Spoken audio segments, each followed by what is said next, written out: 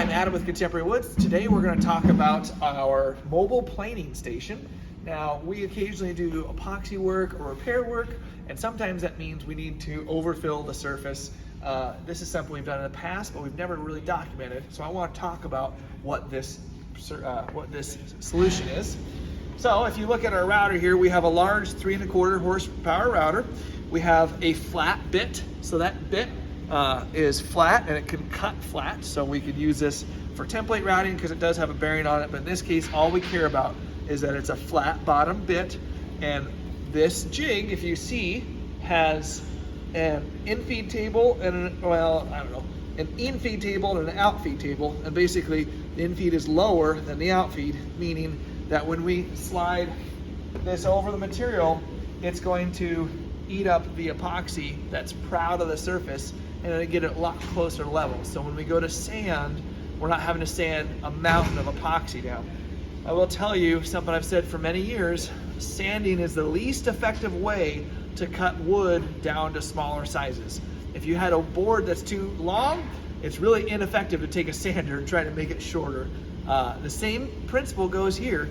If we were to only take a sander here and we're gonna belt sand or orbital or grind, however we're gonna do it, it's challenging to do that because the epoxy, generally speaking, is harder than the wood, especially like a soft wood, like soft maple, and you could easily gouge it.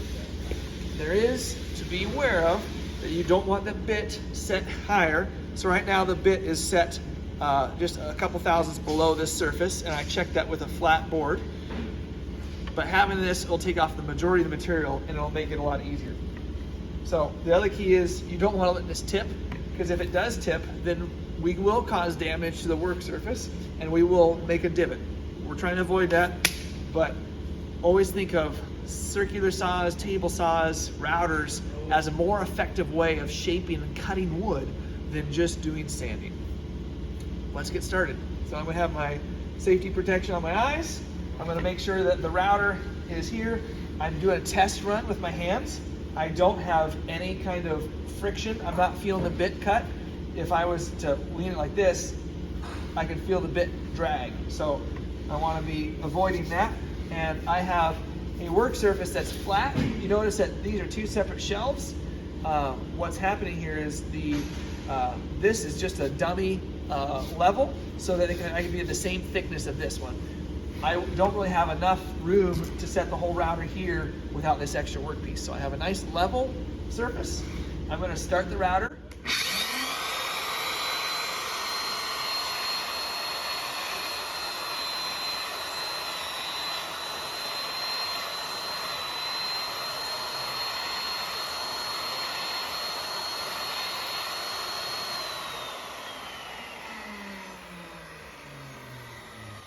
See, what I'm doing here is I'm leveling the epoxy closer to the wood so there's less to sand off. Yet again, we're using a sharper, straighter cutting tool that's going to be more accurate than using a sander.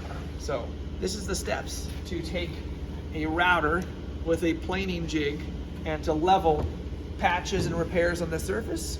Thanks for watching.